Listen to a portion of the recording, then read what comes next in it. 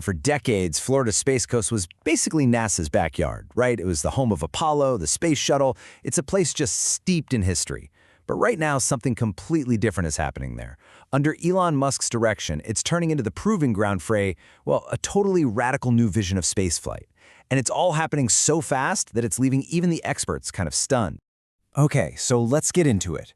We're talking about veteran engineers, people who've spent their entire lives around rockets.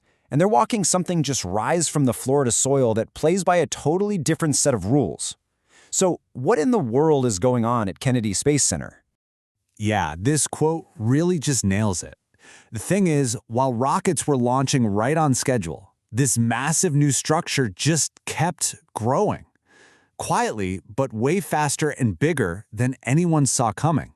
It's that contrast, The nonstop launch pace happening right next to this insane level of construction, that's what really got everyone's attention. All right, Section 1. To really get why this is such a huge deal, we've got to rewind a bit and look at how things used to be done. For over half a century, building rockets was this slow, careful process. It was more like crafting a one-of-a-kind masterpiece than, manufacturing a vehicle. I mean, just think about the iconic Vehicle Assembly Building, the VAB. For decades, that's where engineers built the rockets for Apollo and the space shuttle. It's a legendary place. But the VAB itself was designed for a different world. A world where every single vehicle was a unique, incredibly expensive project. The whole system was built for precision, for ceremony, not for speed, and definitely not for repetition. And this comparison right here, it just breaks down that massive shift in thinking perfectly. We're going from building rockets one at a time to churning out entire fleets. We're moving away from these rare, super expensive events to something that's fast and reusable. It's not about the big ceremony of a single launch anymore.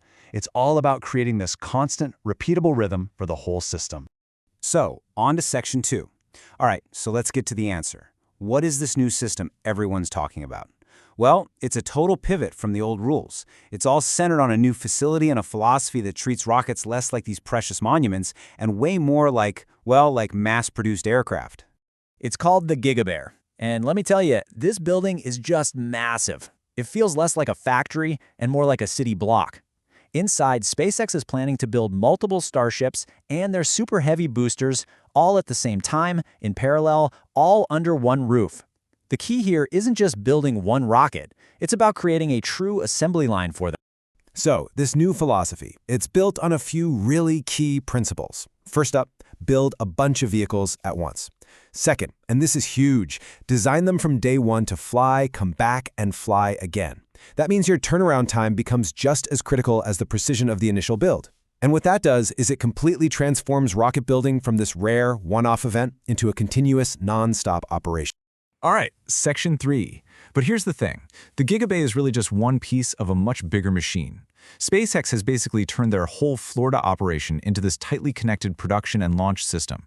Every single part feeds into the next, creating this incredible, non-stop cycle. And the result of that system? Well, get this. We're looking at a reality where Florida alone could handle more than 100 orbital launches in a single year. I mean, that's a pace that just a few years ago would have sounded absolutely impossible. Just wild. So how is this even possible? Well, it's because of this relentless cycle they've created. From the same historic launch pads where Apollo took off, you've got Falcon 9s just rising again and again. They launch their payload, the boosters come down and land on ships waiting out in the ocean, they get towed back for a quick refurbishment, and then the whole cycle just repeats. It's incredible. Each launch is literally feeding the next. And the impact of this is just huge. This incredible pace has totally reshaped what everyone around the world thinks is possible in spaceflight. And we're not talking theory here. NASA has completely bought into this new reality. I mean, American astronauts heading to the International Space Station, they're relying on this exact system. The whole balance between public and private space has quietly but fundamentally shifted. Section 4. Okay, so we've talked about the how, right? The factory, the launch cycle, that incredible tempo. But all of this infrastructure, this almost frantic pace of building in Florida, it all connects to a much, much bigger goal. It's time we talked about the ultimate why. And really, who better to explain the why behind all this than Elon Musk himself? The whole vision for Starship and for everything that's happening in Florida, it's not just about launching more satellites. It's about making humanity a multiplanetary species.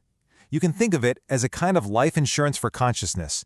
And also, just to give us all something incredibly inspiring to look forward to. Okay, so this right here, this is the absolute key that unlocks that whole grand vision. It's a technique called orbital refueling. Think about it. A rocket leaving Earth's gravity can only carry so much fuel. So instead of one Starship trying to haul everything it needs from the ground, it'll actually meet up with other tanker Starships in orbit to top off its tanks. This is the single most critical step that makes those long trips to the Moon and Mars even possible. It's the backbone of the entire Mars strategy. And this is where it all clicks into place, right? This makes the connection between that factory in Florida and a city on Mars crystal clear. As Musk himself says, to build a self-sustaining city on another planet, well, that requires an absolutely unbelievable amount of transport. You need thousands of ships, and that is why the Gigabay exists. It's not being built for 1 or 2 missions, it's being built to produce entire fleets of them. All right, our final section.